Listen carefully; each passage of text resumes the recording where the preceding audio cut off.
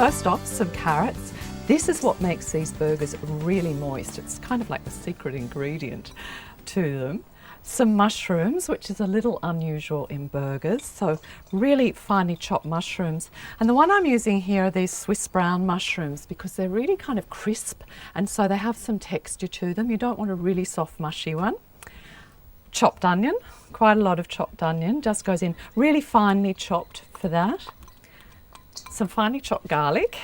Quite a few ingredients in this, but they have such a great flavour, it makes all the difference. Now some breadcrumbs. These are quite coarse wholemeal, fresh breadcrumbs, not dried ones. And to make these, all you need to do is get a loaf of bread, cut off the crust, make sure it's quite stale first, cut the pieces into little chunks and throw them into a food processor. If you don't have a food processor, just grate them on the coarse side of a grater. Works really well, it's surprising. And if you have any left over, put them in a bag, store them in the freezer, and then you can just take them out if you're making stuffing or more burgers or whatever.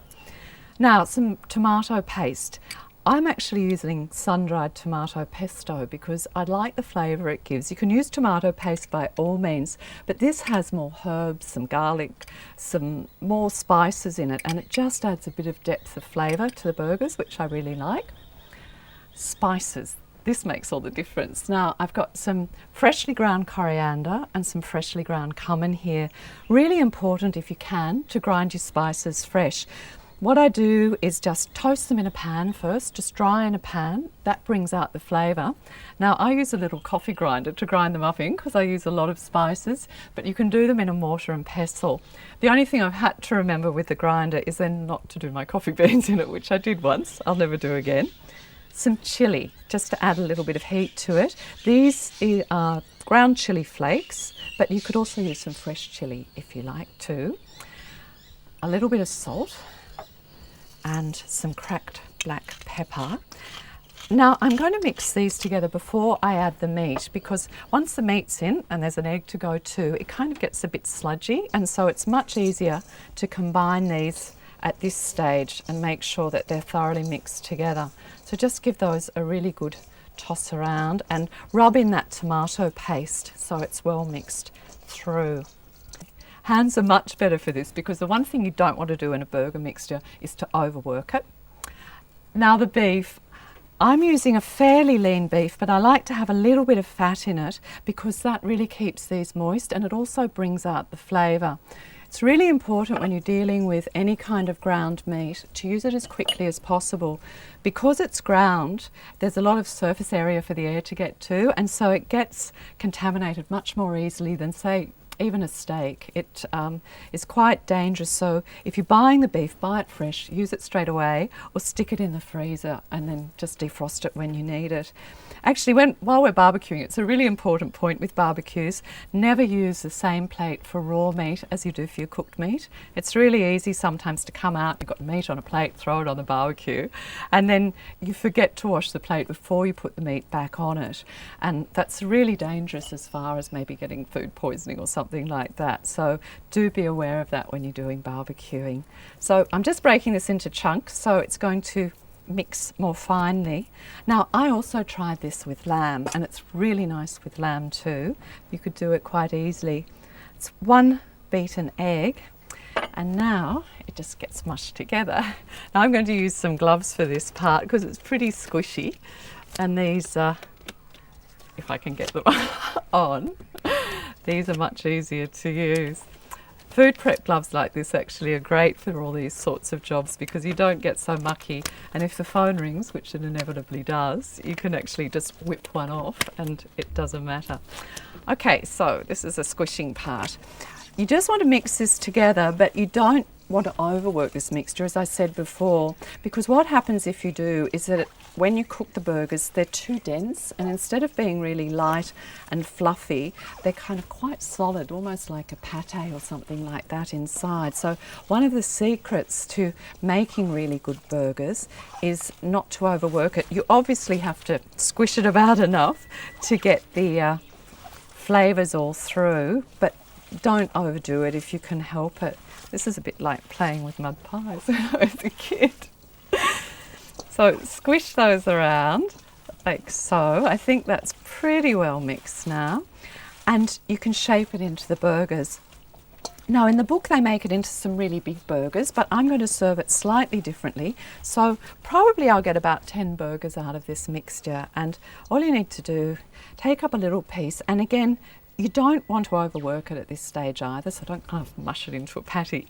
You just want to shape it loosely in your hand, about that size I like so, and pop it onto some baking paper so it doesn't stick on a tray. You can flatten it slightly. If you want really beautiful burgers, you can get a palette knife and use the palette knife to neaten up the sides. So I'm just going to make 10 of these, and I'm going to pop them in the fridge for about 10 minutes. You don't have to, but it firms them up so that there's no chance of them falling apart as they cook. So these will go in the fridge and then we'll cook them.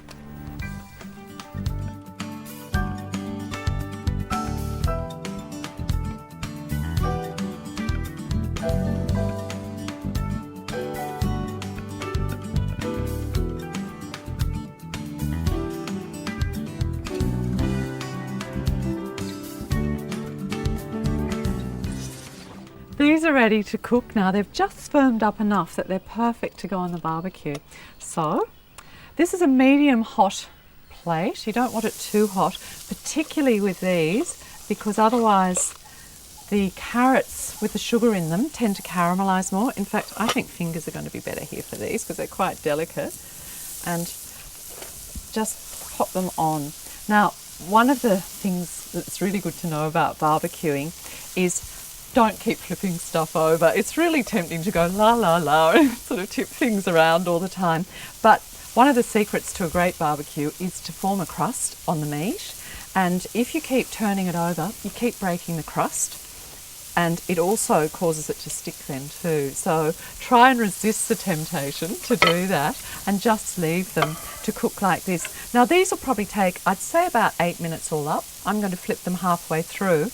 But the other thing that it's not a great idea to do is not to kind of squish them down, because as soon as you start squishing them down, all the moisture runs out of them and they're going to end up quite dry. So just try and leave them alone. I know it's tempting not to, and just let them cook fairly gently. These will, as I said, because of the carrot, they'll be quite dark, so I don't think they're burnt. It's just the sugar in the carrot caramelising.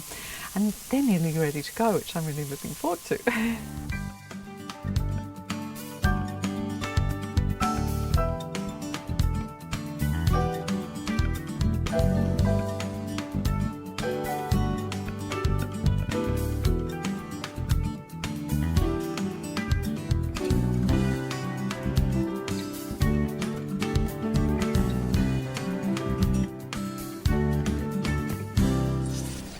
These are just done and they smell fantastic. So I'm just going to whip them off and put the burgers together. Now I've also toasted some buns. I just brushed them with a little oil and put them down on the barbecue just to get a nice crispy crust on them. And I'm going to put this together. So just drizzle a tiny bit more oil on top. In fact, it'd probably be easier if I do it on the plate, I think. So just a little bit of oil on top and get rid of the ants. That's the trouble with barbecues, lots of wildlife. And a little bit of mayonnaise. You don't have to do this. This is just my version of a burger. You don't by any means have to do this, but I love some mayonnaise on a burger. Now just put a couple, and no, in fact I'll put some rocket first. A handful of wild rocket, which is this really small, very pretty rocket that you can get. Put some of that on the bottom. It adds a lovely peppery flavour to it. Just put lettuce, iceberg or cos would be fantastic as well because it gives it some crunch. Some tomato. I managed to get some beautiful vine ripened or truss tomatoes when I was at the greengrocers. They smell fantastic. It's really kind of old fashioned tomato where you get the smell of the leaves. So we'll just slice these, some slices of this. Now I'm not putting onion on this, but you can by all means. And a lot of people I know would tell me that I should have beetroot, and I do like beetroot. And again, you can put some canned beetroot on, but this is just a version of the burger. And I think with all the spicing in there, that actually you don't want too many other flavours happening. So tomato as well. Now I'm going to put a couple of burgers on each one. So just like so. And because I like a little bit of heat, I'm going to put some chili relish on top.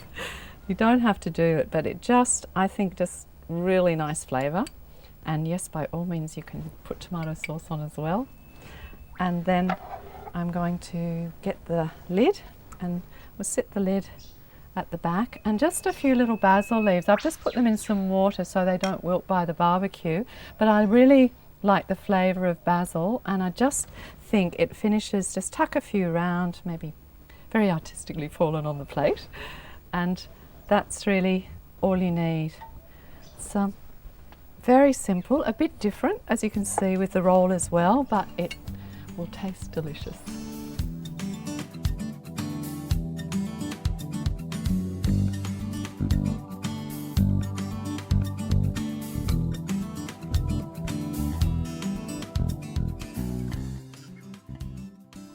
Start off, I'm going to chop some fresh mint leaves to go in it. And what I love about this is that the mint adds a really refreshing flavour. Just squeeze that out. It's a good idea to keep herbs in a bit of water, icy water by the barbecue, because they wilt, and ice, because they wilt so quickly under the heat. So just chop this roughly. Now, if you're not a mint person, you could use rosemary or thyme, but I really like the freshness of mint, and mint and lamb is just such a classic combination. This need only be pretty roughly chopped, like about that much is fine. And just scrape it into. Now, I'm going to add to that mint flavour as well by adding a little bit of mint sauce, which is just vinegar and mint combined, and the vinegar adds a bit of sharpness to it. Some chopped garlic, not a whole lot, about a clove. Some Dijon mustard. I love mustard with lamb. You don't really want a hot mustard, like an English mustard wouldn't be great with this. Too hot and it would just cover up the flavour of the lamb. But Dijon has a really lovely, gentle, sort of mild mustard flavour, and it's great with this. It's lovely just rubbed onto a rack of lamb too. It's fantastic. And a little bit of pepper. And some sea salt, some nice salt crystals. And some yogurt. Now, yogurt is fantastic for this sort of thing. It tenderises meat because of the acid in it, but it also adds its own flavour as well. I'm just using a natural yogurt for that. You could use a sheep's milk yogurt, you could use goat's milk yogurt as well. Either of those go really well with it. The goat's milk is more tangy, so if you want more tang, just add that too. Just give these a whisk around to mix them in. You can see, so that's it for the marinade, easy peasy. The lamb, I'm using some lamb cutlets for this, but you could use lamb chops if you wanted to, lamb loin chops, even 4/4 chops, something like that would be great. But they will cook more slowly than the cutlets because they're thicker, and you need to keep that in mind when you're doing it. Now, this is my favourite way for marinating food because I'm a bit of a mucky cook, and I find that if I put the marinade in a bowl, add the meat to it, turn it over, and I'm wearing half of it by the end. So what I usually do is put it into one of these little snap lock bags. Just squeeze out as much air as you can from that, and then pop the marinade into it. In fact, I probably need this spatula for this. And I said squeeze the air out. I've done it round in reverse. You squeeze the air out after you add the marinade, not before. So just scrape all of that in, and I'm just going to squash it around a bit. It's really neat because you can just go to the fridge. You want to turn this over a few times, and you can just go to the fridge and lift it out and turn it around without getting it everywhere. So now you want to squeeze the air out, like so. Do it up and then do a lot of squishing. Like this. I love things like this with cooking. It is like playing mud pies. You kind of get to really get your hands into it. I think it's why kids love cooking too. It's great. So just squish it around like that. Now, that's best if it goes in the fridge for at least 2 or 3 hours, say. But because I want to get it on the barbecue pretty quickly, I'll give it about half an hour and then we'll cook it. This lamb has a fantastic onion relish with it, and I'm just going to whip it up now. So put some olive oil on the grill plate. It's going to smoke just a little bit, and then I'm going to tip on some finely chopped red onions. Nothing like the smell of onions on a barbecue. It smells fantastic. And fairly low heat, and I'm just going to turn them around, keep them cooking for about 10 minutes. I want them to cook down a bit first, and then after that time I'm going to add a little bit of vinegar and honey and really caramelise them on the outside, but I don't want to add that too soon, otherwise it's going to just burn onto the barbecue. In fact, if you're using any marinades with a lot of sugar or honey in them, just add them at the end, brush it on the food at the end, because otherwise they burn and everything goes black if you do it too early on. So these are just going to cook down, and then I'll cook the lamb and this will be ready to go.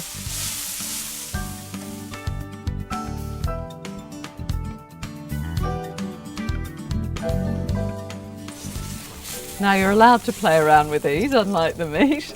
I'm just going to add now, because they've cooked down, some vinegar, some white wine or red wine vinegar, and stand well back, and some honey, just some clear honey.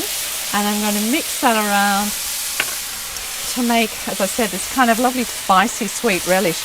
When I first tried this, I had a bit left over in the fridge, and I tried it on some beef and it was fantastic. So if you have any left, then it's great for that. It's not meant to, you're not meant to have a big pile of this. It's quite sharp and sweet. It's just meant to be like a little relish on the top. Now, I think in the book it says this takes about 5 minutes, but that depends on how hot your grill plate is. And I figure that this is just about right now. So I'm just going to scoop that back out into the bowl, and you're going to have to wipe down your grill after this just to clean it off, because that sugar will caramelise on and it's really going to stick. Oh, more wildlife. And pop that over here. And if you like, you can add a little salt to that. I sometimes do. It's best to taste it first and see. And now I'm going to put the cutlets on, and actually I think fingers might be best. Let's get rid of those. I'm just going to scoop these out. I'm not going to cook them in this part because, as I said, that's going to burn a bit, but just get these cutlets, and these will only take maybe 4 minutes all up, a couple of minutes each side just to seal them, and then turn them over. Now, chicken thigh fillets would be great in this marinade too. They'd work really, really well. So just pop these out.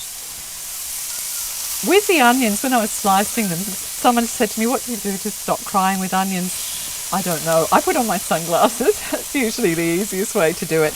But those red onions are milder, so it's not so bad. If you're using onions in cooking and you want a milder flavour with them, the best thing you can do is to soak them in some ice and water. It's amazing. It just takes that real sting and heat out of them. Even before you chop them, just put the whole onion in, and it works quite well. So now I'm having to come up this end a little bit. I think that's the end of it. Just shake off the excess marinade. These need to cook, as I said, for a couple of minutes each side, and then it's finished.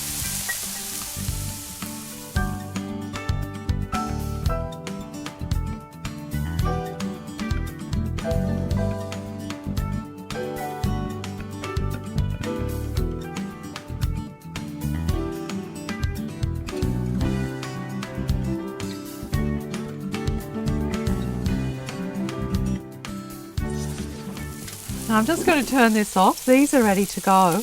And actually, it's a good idea to remember with meat that it keeps cooking even once you've taken it off the barbecue. So always take it off just a little bit before it's how you like it. And that way it's perfect by the time that it gets to the table. So just pop these on here and I'll serve it up. Now obviously you can just put them out on a platter like this, but I just thought I'd show you another way to do it, although it looks pretty fabo like this. Just pop these here, clear the decks, and I'll show you what you can do to make it look elegant. A bit of a change with a barbecue. So you can get the chops and just do a little stack, get rid of all these nasty bits that drop on the plate. It makes all the difference in the presentation. And Just prop one, oh, like so. So much easier using fingers, I have to say. I'm just going to wipe up under there a little bit.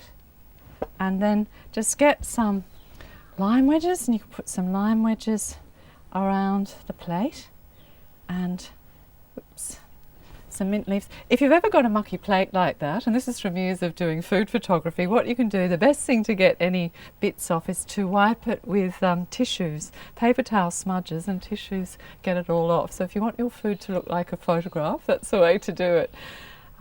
Some mint just around the edges near the lime, and then we might just give it a little drizzle of olive oil. Now this is fantastic with something like baba ganoush or something like that. It really good flavours with it, or even just cook some veggies on the grill, which we're going to do later, and have those. It looks terrific. And then for the final little bit, just scoop a little bit of this onion relish on the top, like so.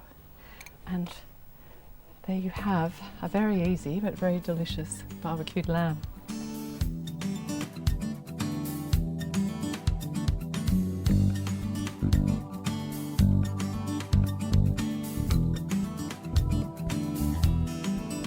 First up, the prawns. Now I've got two different sorts here. I've got some green banana prawns. These ones are really nice and fresh, but I couldn't get these ones raw. These are tiger prawns, but I just thought I'd show you how the different kind of varieties of prawns that you can get. These are beautiful, and I tried to get the raw ones, but I couldn't. But they cook up really well. Now I've had those sitting in a bag, tied very tightly and over ice all night, because with prawns that stay in the shell, if you leave them in too long, they get what they call black spot under the shell. So really you should try and cook them as soon as you can. The thing I usually do if I come home from the fish markets and I'm peeling the prawns is that I will actually shell them, and then they'll keep much better. But these are being cooked in the shell. This is a finger bowl job, this one. So I'm going to make up a little bit of marinade first. Just pop that over there, and first ingredient is lemongrass. Now this is how it looks. It's got actually very long, very razor sharp leaves on it, but this part, the only bit that you want when you're actually going to be eating it and chopping it finely, is this little bit at the base.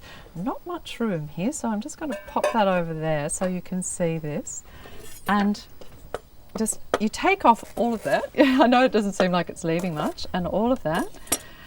Don't throw this away though. I'll show you a few things you can do with it. Then take these outer layers off too, because the only part you want in the lemongrass, so just cut right through there, is the really fine heart, which is much more tender inside. I quite often with lemongrass use these bits. You can just throw them into a Thai soup or an Asian soup, tie a knot in them so that you don't sort of end up eating very fibrous bits of lemongrass. But this you want to chop really, really finely, and it will go into the marinade. If it's too thick, you're actually chewing and chewing and chewing for ages, so it's not a good idea. It makes beautiful tea. Just pour some boiling water over some of these chopped up stalks, and put a bit of honey in, and it's a really refreshing tea, especially in summer if you ice it and put a little bit of mint in it too. It tastes terrific.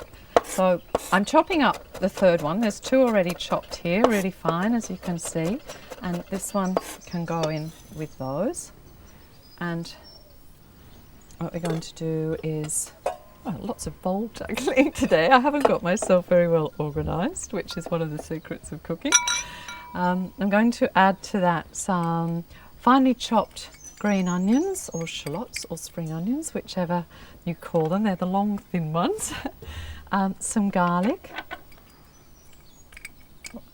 and some chilies. I'm going to chop 2 chilies. I like it fairly hot. You can obviously reduce it down to 1 if you'd like, but 2, I think, make it a little bit fiery. Now I'm using the seeds and all the membranes, and that means that it's going to be hotter. If you don't want it so hot, you can just take the seeds, split the chili and take the seeds out, and you'll have a milder flavour.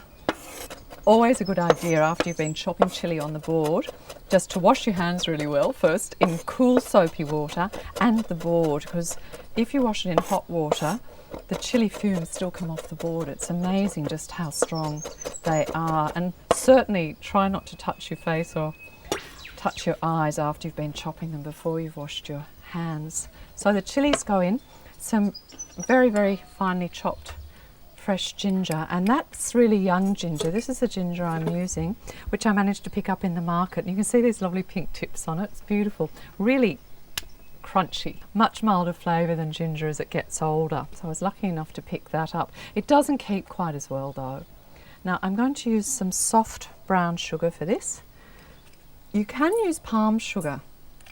If you can find it in Asian cooking, it has a much more complex flavour.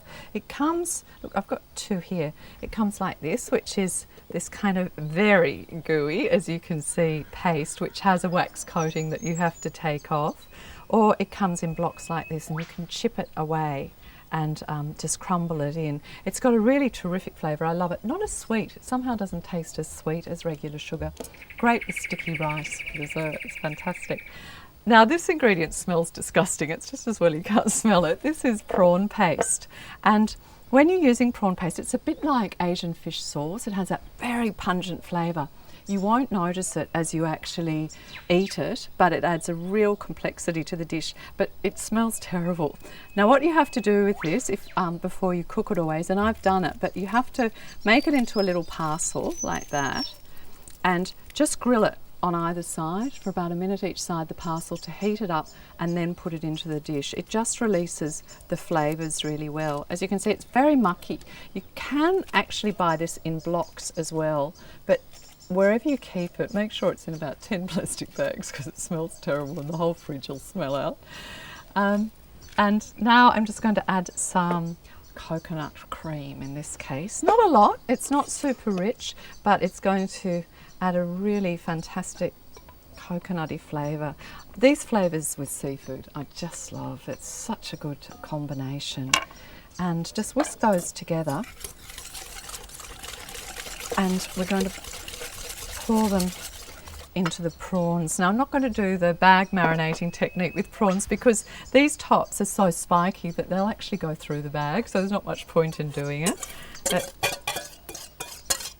just put that in and get a big spoon and toss it all together. Now I'll put this in the fridge maybe for an hour or two.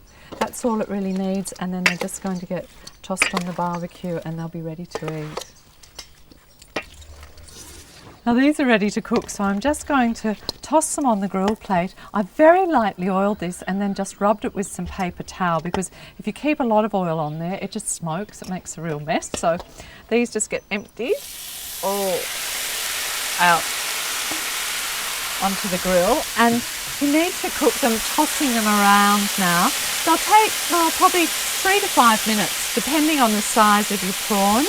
You want to spread them out so they cook evenly. It's fantastic, doesn't it? It's really good.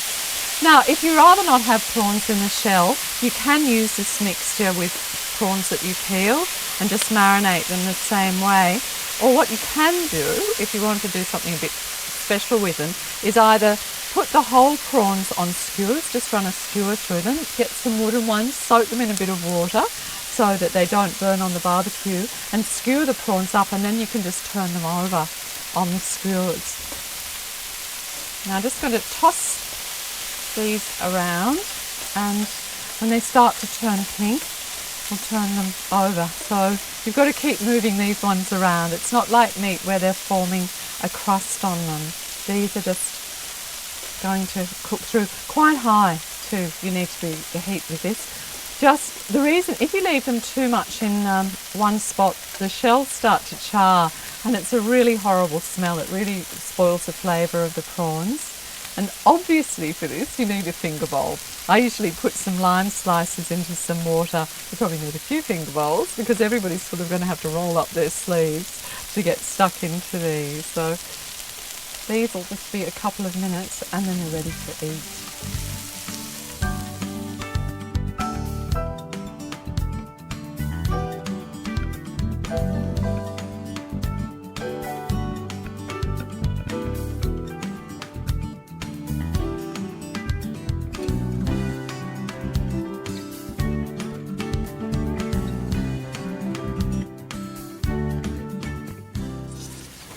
And these smell like they're ready, and they certainly look like it. So I'm just going to scoop them off, turn that off.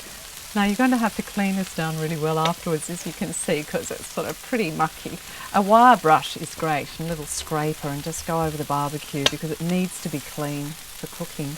I was just thinking as I was cooking this, there's a lot of the prawn heads have fallen off, as they do sometimes, and I lived in Asia for a little while, and I have a lot of friends up there who would kill for those prawn heads. We don't tend to eat them, but it's really very common up there to have the heads as well.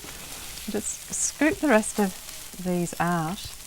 And actually with the whiskers, as kids we lived by a lake and we used to go prawning at night, and I've never forgotten the feeling. You'd shine a torch into the water and you'd see the prawn's eyes glowing, but the whiskers, they used to come and brush against your legs, and I really hated the whiskers brushing against my legs. It's horrible.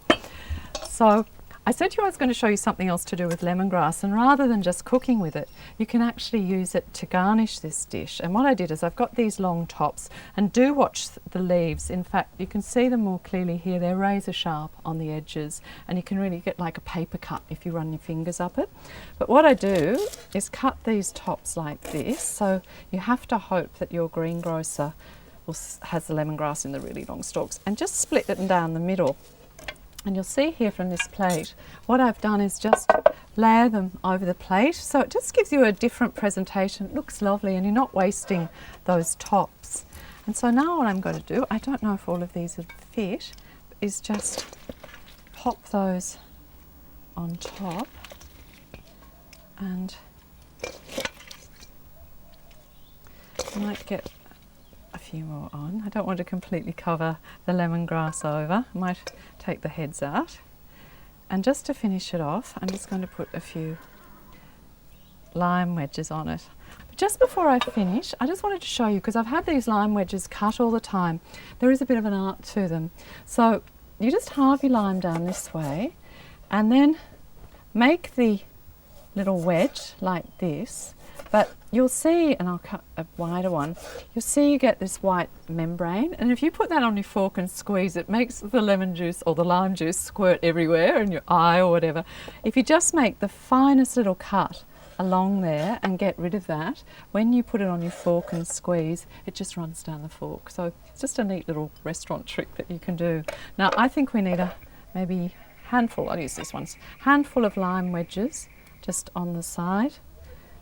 Finger bowl at the ready at the back, and they're ready to eat.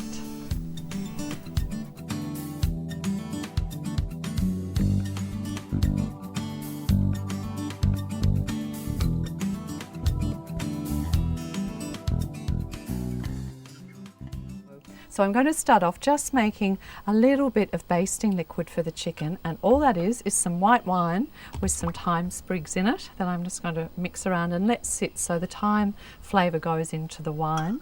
When you're doing the thyme actually for that, I'll just pop that over here, you don't have to chop it up. All you need to do is to just get the sprigs like this in your fingers and just run your fingers, whoops, down the sprigs like that, and all the leaves come off. Just an easy way to do it. So I'll just let that sit for a bit, and I'm going to start with the chicken. Now, this is what I started with, which is a chicken breast fillet. So what you need to do is to get them skinned, and to skin them, I'm going to take off this tenderloin at the back because I'm going to flatten these out. You can just freeze the tenderloin for something else. And then so a sheet of baking paper here, a sheet of baking paper on top, like that, and I'm going to start pounding these out. Now, I'm only going to do this a little bit because this table's going to jump everywhere, and I have done one up, but I wanted to show you how to do it. So gently pound. I use a rolling pin for this always because those meat mallets with the little knobbly bits on the ends, they tend to mash the meat up. So you can take out a bit of aggression on the chicken with this, but you don't want to go overboard. So you just keep pounding it like this. And then I turn the paper over, turn both sheets over, and you keep pounding it again. As you can hear, everything's clattering.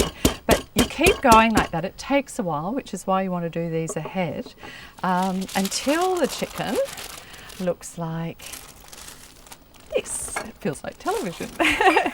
This is one I prepared earlier. So I've pounded this out now to the point where it's really flattened out. It's only a couple of millimetres thick. And if there's a little tear in it, it doesn't matter, but if you really pound too hard, it's a bit difficult to manoeuvre. So I'm going to take the top sheet of baking paper off, and you're left with a very squashed chicken breast. If you're very handy with a knife, you can actually butterfly the chicken breast before you start pounding it as well, but you just have to be a bit careful with your fingers if you're going to do that. So once it's like this, I'm going to put some prosciutto, very thinly sliced prosciutto. You could use some ham. Just ask someone in the deli to slice the ham super thinly for you. Now some cheese. Now you can use all sorts of different cheeses for this. You can use goat's cheese, fontina, Gruyere, good melting cheeses. They've all got a really lovely nutty flavour and they melt exceptionally well. I sometimes actually get some of that creamy herb cheese and spread it over the chicken before I put the prosciutto on it. So just a couple of slices, and you can see I'm not taking this right out to the end because I don't want it to melt out while the chicken's cooking. Now some roasted peppers. I've roasted these, or roasted, they're grilled on the barbecue already. When I do that, what I do, you get a nice even pepper like this, so you've got even sides, and just cut off those even sides around like that so that they're relatively flat when they sit on the barbecue. Stitch that for the minute. Take out the white membrane on each piece. With these peppers, the lovely thing about them is that you can grill them. I usually do a big batch when I'm making them, and then just once you've peeled them, you can store them in olive oil in the fridge. Put a little splash of vinegar in with them because that helps them keep, and they'll last for about 10 days, and you can put them on sandwiches or in salads. Now I would just put them on the barbecue like that, and the skins blister and blacken. Then I take them off and cover them over with a little bit of Glad wrap on a plate and let them sweat, and then just peel the skins off. And what you end up with is pieces like this that are really sweet, lovely flavour it brings out. So you just want a couple of strips of the red pepper here, and then you're going to roll this, make a roll. You just need to loosen it on the paper first, just like this, and you're going to use the paper to help you do it. Usually lift it up at the back, put the cheese and the pepper towards you, loosen this part, tucked in the sides as you can see, and I'll probably just tuck them in a little bit more, and then I'm going to roll this up, so you just roll over like this. Now if I have time, you can see that's a fairly neat roll. What I like to do, because it's easier to handle if it's chilled a bit, and I'll just show you this, I'm not going to do it now, but I roll it right up in the paper, and then I get a sheet of foil and I wrap the chicken up in the foil like this, and then you make a bonbon. Go really squeeze it tightly like that, and you can see that gives you a really nice neat shape. Put that in the fridge. You could do it the day before, put it in the fridge, and it will stay nice and even like this. Then when you're ready to cook it, you can just undo it, and I'm going to toothpick it up. I've actually baked these in the oven just like this in the foil for about 25 minutes in a 200-degree oven, and it's really nice. It works just as well. So if you're not in a mood for barbecuing, you can do that. So now it's like this, and this is a little bit soft because it's quite warm by the barbecue. You want to put the toothpicks in. Now I'm using those ones that have the points on both sides, and they're a much stronger toothpick than the little flat ones, because the flat ones tend to break when you go to skewer it. And what I'm going to do is just skewer the ends. A bit of cheese nearly always bubbles out, but you just don't want a whole lot too, because otherwise it mucks up the barbecue when you are cooking them and it makes it really sticky. So just skewer those in, oops, like that. And I've got some here, and these ones I've made up earlier. The ants love this. You can see that those have been sitting in the fridge for a bit, so that they're a little bit firmer. But I'm going to put these straight on the barbecue. So just put them down on a low heat. These have to cook for a while, so what I like to do is just cook them low. They'll take about 35 minutes or so. And in the beginning, I cook them like that for, say, as I said, the 35 minutes, just get a little bit of a seal. But what I do after about 10 minutes when they're brown all over, if you've got barbecue with a lid, you can just put the lid down on it. But if you don't have a barbecue with a lid, and I haven't put these close enough together, you can just put a bowl over the top like that, and it creates like a little oven that they cook in. So I'll brush them with this mixture every now and then, the thyme and wine mixture, and in 35 minutes they'll be ready to eat.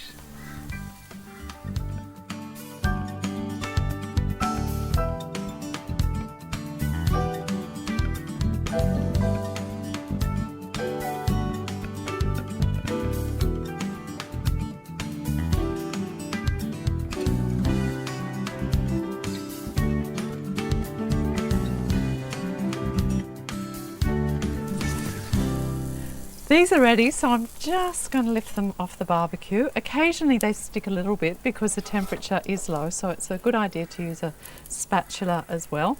A little bit stuck there, nice crispy bit to eat.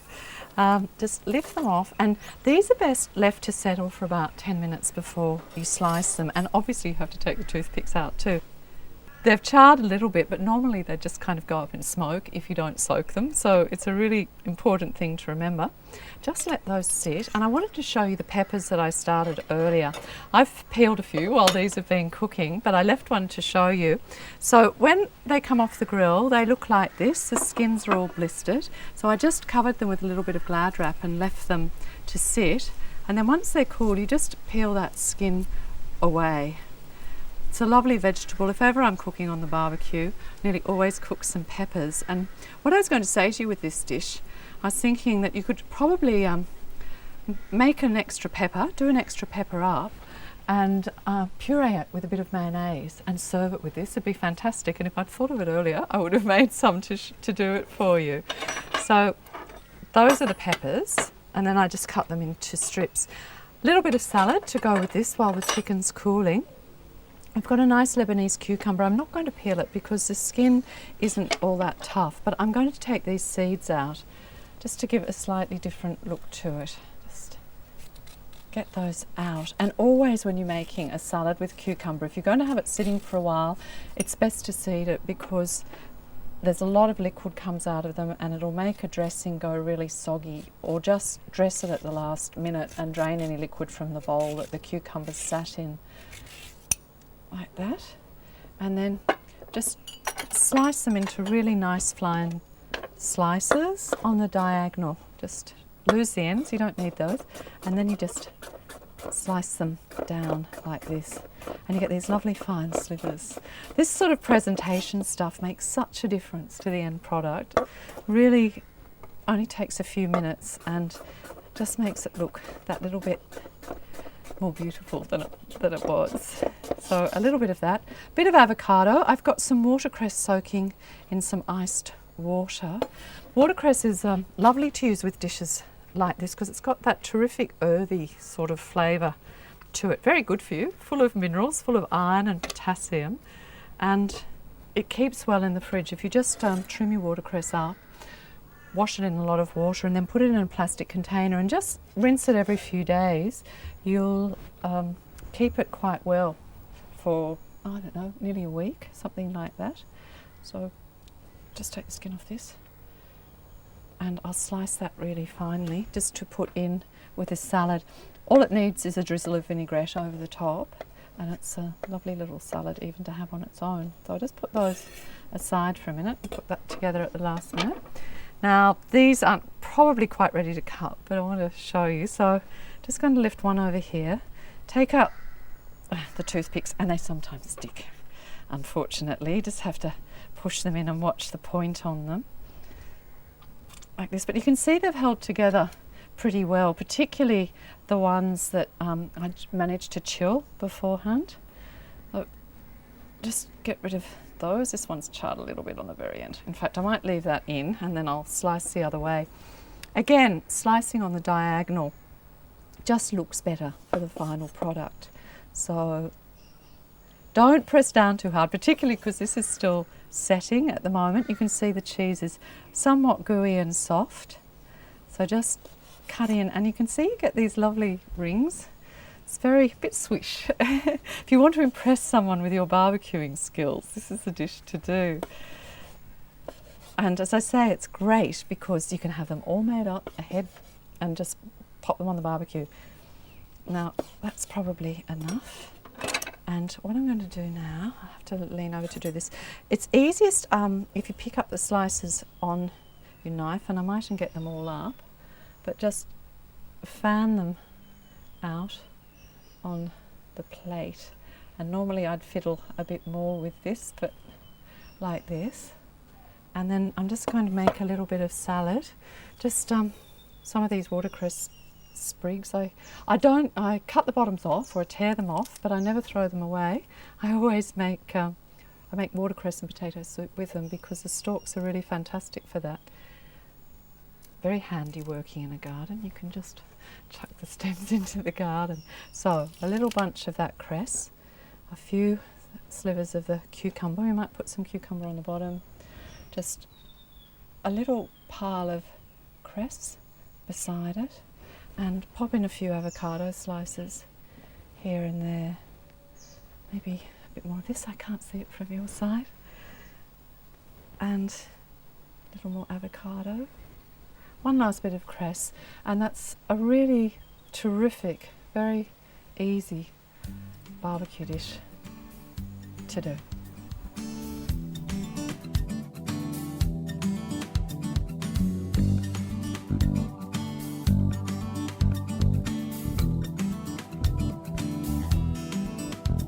First I'm going to start off with some veggies because we haven't done any veggies on the barbecue yet, just to show you a couple of ways that you can cook them. Now I've got some zucchini here, or courgette as they're sometimes called depending on the recipe book, and I'd just like to make some fairly thick long slices with them like that. And all I'm going to do with those in a minute is brush them with some olive oil and put them on the grill. Eggplant, I'm going to cut some rounds, just take the end off, and I won't cut up this whole eggplant, but I'm just going to cut some rounds. Now there's all the talk of salting eggplant, and if eggplant has a lot of seeds in it, you do need to salt it because those seeds are bitter. But nowadays they're usually bred so we don't get the really bitter eggplant we used to. The salting more than anything is to stop it spitting when you're frying, because it takes some of the water out of it, and it's a good reason to do it for that. But certainly on the barbecue it's not a problem. And you can see this one has actually, the seeds are really pale, which means that it's quite young, and I'm not going to have a problem with it at all. So eggplant, aubergine, sometimes called as well, depending where you live. And the peppers you saw earlier, I did in the last recipe, and they're just going to sit there and cool a little. Now I'm going to just pop first the eggplant on the grill, just little oil, put it down, and then you can brush a bit more oil over the top. This is a fairly hot grill that I'm cooking this on now. Nice to get some of those charred marks on it. And it depends on how thick the slices are, but they'll take about 7 or 8 minutes, something like that. If you want to cook veggies that are a bit more solid, like potatoes or pumpkin, the best thing to do is to partly cook them first. So they're about maybe 2/3 done, and then slice them and then put them on the barbecue, because they don't cook through on this. They're just a little bit too dense, and so they don't do it. Fennel's fantastic. Love fennel on the barbecue. It's perfect, and it's wonderful with fish. Fennel's a terrific flavour enhancer with fish. And again, I won't cook all of these. I'll just take a handful to show you. Just brush these with a little oil and pop them on the barbecue. If you put them on the diagonal like I'm doing here, you'll get those nice grill marks on them. And if halfway through you turn them a half turn, you get the sort of crosshatch that you see that the restaurants have that looks so good. So I want to be able to get some of the salmon on this side too, so I'm just going to keep these back here a bit. So just give those a brush. It's pretty hot there now. I'll keep an eye on those while I make the butter to go with the fish, because this recipe is very simple. It's basically fish and grilled vegetables, but we're going to make a flavoured butter to go with it, and it really turns it into something special. And I'll just have to keep an eye on these because this is all pretty hot, but you can see they've got a way to go yet. If you were here you could remind me, which I'd love. So the coriander butter, I've got some butter underneath here. Now I'm doing a double recipe from the book for this because I'm actually cooking a few more vegetables than they do.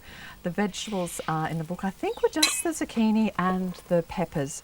I decided I'd like to do the eggplant too, so I'm just doing a little extra, and this doesn't go astray. The great thing about these flavoured butters is that they freeze really well. So any I have left over, I usually make into a little roll, like we did with the chicken. Just do it in some baking paper and some foil and pop it in the freezer, and then when you want it you can just cut off little rounds and melt it over fish or beef or chicken. So the butter I always like to use is the unsalted continental butter, or cultured butter is what it's called usually in the shops. This actually has a really lovely flavour. It's not too salty, but it's got a real tang to it, and it's quite delicious, and certainly when I'm baking I particularly use it because the flavour's so good. So you just want to cream that butter. You could do this in a food processor if you want, with a wooden spoon. Going to add quite a bit of chopped coriander. Now obviously you can add all sorts of other herbs to this. Coriander is just the one that goes well with this, but coriander is wonderful to make Asian style butters too. Coriander with lime zest and some of the lemongrass that we had earlier with the prawns. Chop that finely and put it through the butter with a little bit of salt. It's fantastic melted over fish or even over this salmon. Now I'm just going to check these veggies and see. I'd say they're getting ready to turn. I might leave them just a little bit longer, but you can already see those nice little marks starting, and the zucchini obviously will take a little less time, so I'll just check these and I might give them a brush and turn them over too. But you can cut them any way you like. But there, you get some sideways marks going on these too. Pretty hot over the barbecue when you're doing this, so always make sure you've got some long-handled tongs. And I'll just brush these sides with oil because I'm pretty sure that these are going to need turning now too. So, yep. It's always a good idea when you're barbecuing to have, if you've got a little fire blanket or certainly a woolen blanket or something like that, because if the barbecue catches fire and it's a fat fire, you can't put water on it because it'll just spread it. So you've just got a blanket, a woolen blanket even, and it'll sort of suffocate the fire. And it's important to be aware of safety when you're barbecuing because it's so easy for it, somebody just to knock something and it catches. And especially with children too, obviously, because they love being around the barbecue, but you just got to keep an eye on them. Now I've just put some freshly grated Parmesan cheese in there. And that, you just notice it as a background note in this. I'm going to get some sea salt and put that in. As you can tell by now, I love my sea salt. And I'm going to just get the zest of a lemon. Well, I won't grate round the label. And use the microplane grater. This gives you really, really fine zest. You just want the coloured part of the lemon. The white pith underneath it you can see is quite bitter, so you don't want to get that flavour. And this lemon zest is really nice, particularly with the fish, because it adds a real freshness. Some of the other butters that I make, especially with tuna, a fantastic one is with black olives and some sun-dried tomatoes and some rosemary. It's just wonderful put over fresh tuna. Now just whisk that around a little bit more. And if you like, you can make this ahead and chill it, but I'm going to use it pretty soon, I reckon. So I'm just going to pop it underneath and it'll be fine just sitting there while I check out the rest of these vegetables again and probably, oh that's perfect, take them off the barbecue. And I might just turn this side off because hopefully I can cook the fish on this side too. So just so effective. A big platter of these looks fantastic. You can just put them all around on a platter and they look wonderful. You can just drizzle a little more olive oil over the top, scatter some fresh basil on top if you like, and I'm just going to show you with one piece here. If you want those nice cross-hatch grill marks, I'm just going to turn that one like that for a minute and we'll let him go and you'll see how they come out. Now, just pop those there And we can do the salmon, and I might turn this down just a little bit. Salmon's got the skin on, so it's much easier to kind of handle on the barbecue. You can get those particular grill racks that are joined that you can put fish in, which is very good because fish of all things tends to tear the most, and so it kind of makes it easier to handle. Now I've pin boned most of these, but there's a couple left here. I just wanted to show you. Just get some tweezers, or you can buy special little tweezers. I'm using the pliers. You can buy little tweezers for this too. Straight out with the bones, just nicer at the end, so you're not worrying about people having bones. There might still be a couple, but you won't get many. Now, the other fish you could use for this, as I said, I'm using the salmon, and I'm just going to brush it with a little bit of oil. Very mucky, this barbecuing business. I'm very oily now. You can use any fairly firm flesh fish.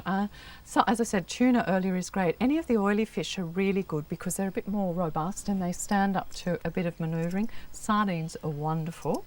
You could use a white fish, something like a blue eye or snapper that's quite thick would work equally as well. Now, I'm just going to put these down this way first and let them sear, and then I'll turn them over and we'll crisp up the skin as well. These will probably take, I'd say, this thickness, and they smell beautiful, they're so fresh. This thickness will take about 7 or 8 minutes. I'll turn them over halfway through and then we'll just finish off the dish. Oops. Oh, I'll show you this bit of eggplant. Hopefully that's done its... Oh, it's a bit hard to see, but I won't put it on that plate. Even so, you can sort of see that crosshatch effect that you get from turning them like that, which looks rather good. So I'm just going to tidy this up and hopefully the salmon will be ready.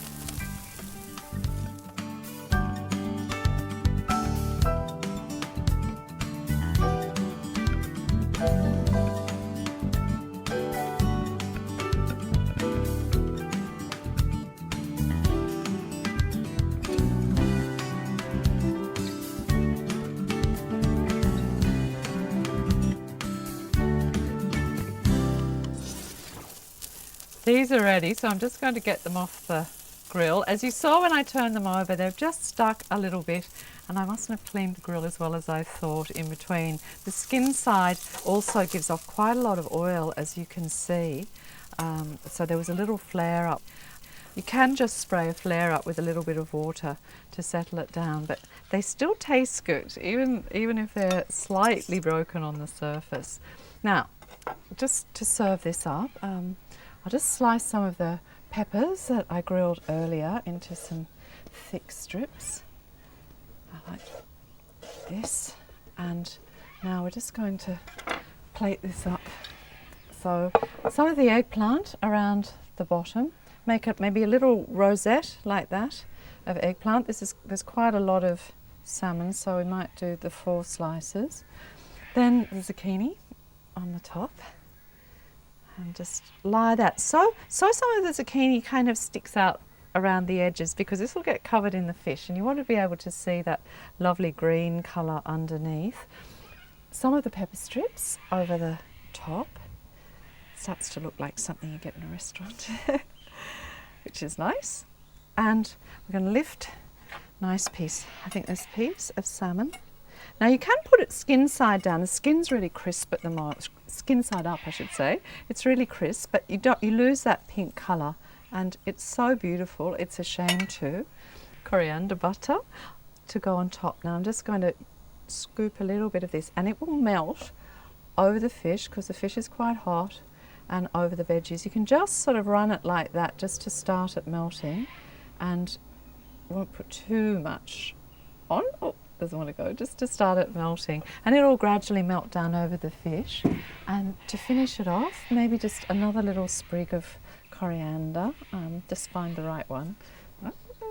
This one looks like it. Just a bit, maybe a little bit more. Actually, I did need a bigger one. This on the top, so just put that on the top and flip the leaves over, and it looks pretty good to me.